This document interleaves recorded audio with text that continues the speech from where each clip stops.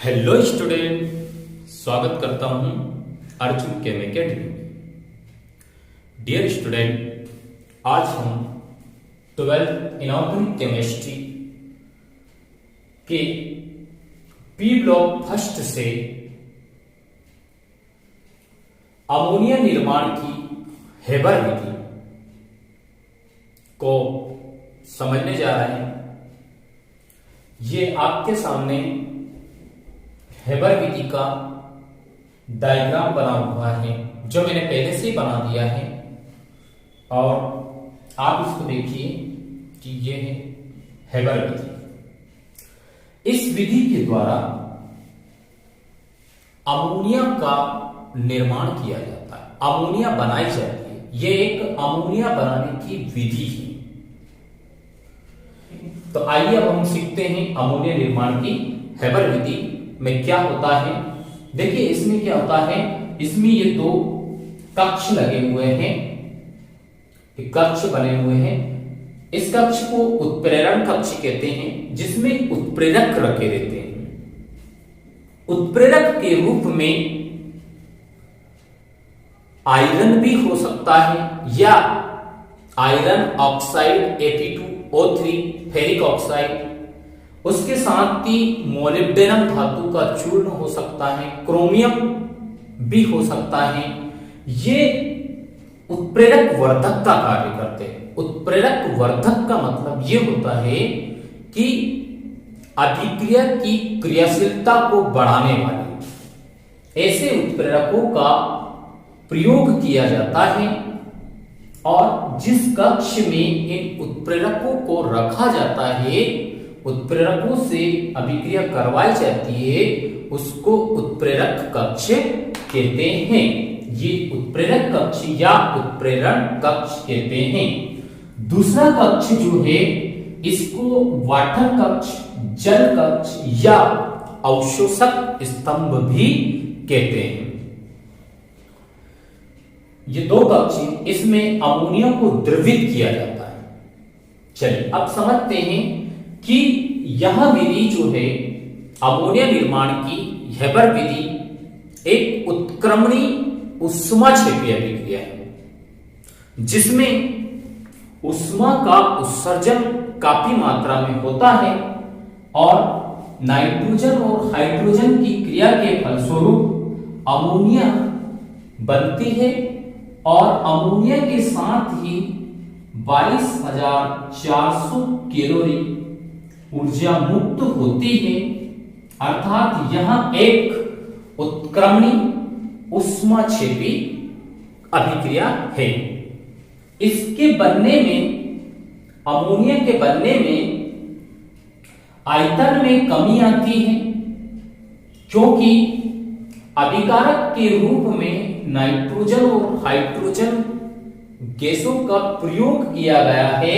अगर उनका द्रव्यमान का आयतन देखा जाए और उनका आयतनों का अनुपात देखा जाए, तो 1:3 में नाइट्रोजन और हाइड्रोजन गैसों का मिश्रण प्रयुक्त किया गया है। लेकिन प्रोडक्ट के रूप में जो अमोनिया प्राप्त हो रही, वो केवल 2 आयतन प्राप्त हो रही है। यहां पर हमने टोटल 4 आयतन अभिकारकों का प्रयोग किया था, इनको मिश्रित किया था अमोनिया बनाने के लिए, लेकिन अमोनिया केवल 2 ही आयतन प्राप्त हो रही है। इसका मतलब हम ये कह सकते हैं कि हेबर विधि में अमोनिया के बनने में आयतन में कमी आ रही है। मतलब जितनी नाइट्रोजन और हाइड्रोजन गैस को हम दे रहे हैं, मिश्रित कर रहे हैं, अभिक्रिया में प्रयोग ला रहे हैं, उतना प्रोडक्ट के रूप में अमोनिया प्राप्त नहीं हो रहा है। तो फिर क्या करें कि जितने अभिकारक हम डाल रहे हैं, जितनी अमोनिया और हाइड्रोजन दे रहे हैं, उतना अमोनिया प्राप्त हो। तो इसके सिद्धांत को समझते हैं। इसका जो सिद्धांत है वो ले सातेलिए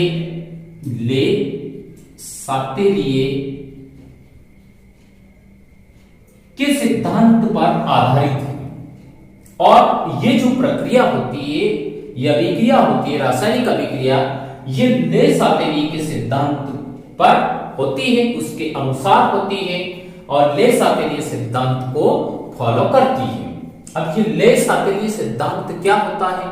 ले सापेली सिद्धांत 11th क्लास में केमिकल इक्विलिब्रियम, रासायनिक साम्य अवस्था में ले सापेली का सिद्धांत आप सभी ने पढ़ा होगा। यह सिद्धांत यह कहता है कि जब किसी रासायनिक अभिक्रिया में कोई भी परिवर्तन किया जाता है, मतलब कोई चेंज किया जाता है, जैसे अभिक्रिया के ताप में परिवर्तन किया जाए, अभिक्रिया के दाब में परिवर्तन किया जाए या उसकी सांद्रता में परिवर्तन किया जाए, तो उस परिवर्तन का प्रभाव इस प्रकार होता है कि जिस दिशा में परिवर्तन कर रहे वो परिवर्तन खत्म हो जाए, उसका प्रभाव खत्म हो जाए। अर्थात अभिक्रिया का प्रभाव इस प्रकार होता है कि जिधर प्रयोग कर रहे हैं खत्म हो। जैसे कि मान लो इसमें समझिए आप ले सापेली का सिद्धांत, यहां पर एक आयतन नाइट्रोजन और 3 आयतन हाइड्रोजन क्रिया करके 2 आयतन अमोनिया बना रही है। अब इस क्रिया में अमोनिया के बनने में आयतन में कमी हो रही है, जबकि 4 आयतन अमोनिया बनना चाहिए थी, लेकिन 4 न बनकर बच्चों कितनी बन रही है? 2 बन रही है। तो अब हम क्या करेंगे, इस अभिक्रिया को ऐसा करवाएं कि जहां पूरी अमोनिया प्राप्त हो जाए, मतलब इधर आयतन में कमी हो रही, तो इस अभिक्रिया को हम इधर करवाएंगे जिधर उस कमी की पूर्ति हो जाए। यह अभिक्रिया अग्र दिशा में होगी, अग्र दिशा में होगी, ये फॉरवर्ड होगी, तभी तो 4 अमोनिया बनेंगे, 4 अणु अमोनिया बनेंगे। अगर ये पश्चिम दिशा में हुई तो ये अमोनिया की मात्रा कम हो जाएगी। तो अग्र दिशा में करने के लिए क्या करना पड़ेगा? ये ऊष्माक्षेपी अभिक्रिया है जिसमें ऊष्मा का उत्सर्जन हो रहा है और आयतन में कमी हो रही है। तो अगर ले सापेली के अनुसार हमें 3 बातों का ध्यान रखना है: ताप, दाब और उत्प्रेरक।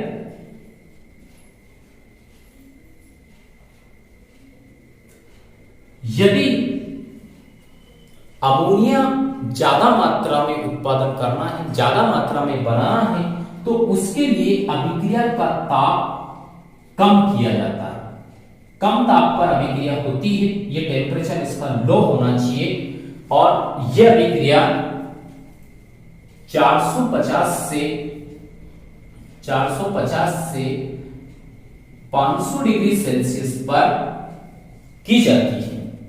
कम ताप होना चाहिए इसका। उसके बाद दाब बढ़ाया जाता है, तभी तो ये आपस में मिक्स होंगे और ये आपस में मिश्रित होकर आयतन में वृद्धि होगी। इसको अगर हमें ज्यादा मात्रा में अमोनिया चाहिए तो उसके लिए दाब ज्यादा करना पड़ेगा, दाब अधिक होना चाहिए, दाब ज्यादा होना चाहिए। और अब चूंकि दाब तो ज्यादा है लेकिन तापमान कम है, तो कम तापमान पर अमोनिया तो बनेगी लेकिन अभिक्रिया बहुत धीमी गति से होगी, अमोनिया के बनने में काफी समय लगेगा। तो क्या करें कि अमोनिया भी अधिक से अधिक मात्रा में प्राप्त हो जाए और अभिक्रिया भी जल्दी हो जाए। तो अभिक्रिया की गति को बढ़ाने के लिए यहां आयरन ऑक्साइड Fe2O3 उसके साथ मोलिब्डेनम वर्धक का उत्प्रेरक के रूप में प्रयोग किया जाता है। ये इस अभिक्रिया की गति को बढ़ा देते हैं, रेट ऑफ रिएक्शन बढ़ जाती है और उत्प्रेरक की उपस्थिति में कम ताप पर अधिक से अधिक अमोनिया प्राप्त होता है। मतलब उत्प्रेरक का अधिक प्रयोग किया जाता है और उत्प्रेरक के रूप में मोलिब्डेनम आयरन चूर्ण का प्रयोग भी कर सकते हैं। ठीक है, तो इतनी चीज क्लियर हो गई है। दाब रहेगा इस अभिक्रिया का 200 से 800 वायुमंडलीय दाब या ATM, इतना दाब और इतना ताप, ये पूरा इस अभिक्रिया का रासायनिक समीकरण है जो हमें ध्यान में रखना है। अब एक बार इसका पूरा वर्णन मैं बता देता हूं कि किस प्रकार से इसको वर्णन करना है, किस प्रकार से आपको एग्जाम में लिखना है, वो मैं समझा देता हूं। देखिए, ये अमोनिया बनाने की हेबर विधि है। तो सबसे पहले हम लिखेंगे कि अमोनिया निर्माण की या अमोनिया बनाने की हेबर विधि एक उत्क्रमणी ऊष्माक्षेपी अभिक्रिया है, जिसमें अमोनिया के बनने में आयतन में कमी होती है। इसीलिए अधिक से अधिक अमोनिया प्राप्त करने के लिए अभिक्रिया का ताप 450 से 500 डिग्री सेल्सियस पर रखा जाता है, जिससे अधिक से अधिक अमोनिया प्राप्त होती है। और दाब उच्च रखा जाता है 200 से 800 ATM पर, मतलब 800 हाईएस्ट वायुमंडलीय दाब है। अधिक दाब पर और कम दाब पर उत्प्रेरक मोलिब्डेनम या आयरन ऑक्साइड या फिर वेनेडियम ऑक्साइड के साथ मोलिब्डेनम के मिश्रण को भी प्रयोग किया जा सकता है।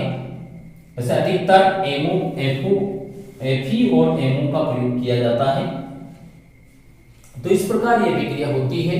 अब इसमें क्या हुआ, सबसे पहले हमने एक आयतन नाइट्रोजन और 3 आयतन हाइड्रोजन को मिश्रित करके पंप के द्वारा संपीड़ित करते हैं। ये एक संपीड़क पाइप है, इसके द्वारा दबाते हैं, जिससे नाइट्रोजन और हाइड्रोजन का मिश्रण उत्प्रेरक कक्ष में भेजा जाता है। उत्प्रेरक कक्ष में नाइट्रोजन और हाइड्रोजन अच्छे से अभिक्रिया करके अमोनिया बनाती है।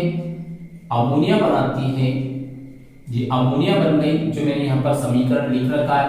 इस अमोनिया को इस अवशोषक स्तंभ जब जल कक्ष में प्रवाहित किया जाता है एक कूलिंग पाइप के द्वारा, जो जल से द्रवित होकर द्रवित अमोनिया के रूप में प्राप्त होती है, जिसे द्रवित अमोनिया के रूप में पृथक कर दिया जाता है।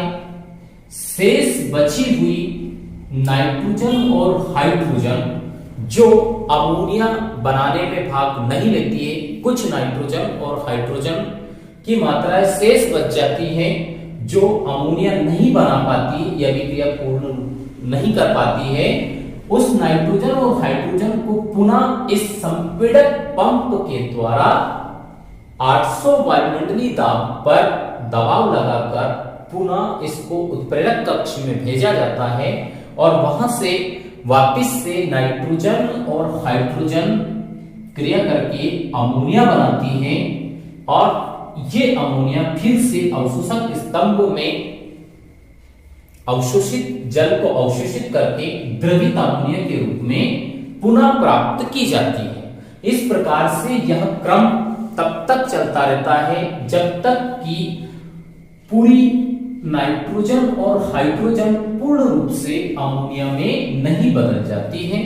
इस प्रकार से यह है एक अमोनिया निर्माण की हेबर विधि। डायग्राम आपके सामने बना हुआ है, इसी प्रकार से आपको डायग्राम बनाना है, ये समीकरण लिखना है और कुछ इसका सिद्धांत लिखना है जो ले शास्त्रीय सिद्धांत को फॉलो करता है, जिसके अनुसार अभिक्रिया कम ताप पर और अधिक दाब पर उत्प्रेरक की उपस्थिति में की जाती है। अगर तीनों कंडीशन को फॉलो किया तो अमोनिया का उत्पादन बढ़ जाता है और अमोनिया ज्यादा से ज्यादा मात्रा में प्राप्त की जाती है। तो यह है अमोनिया निर्माण की हेबर विधि।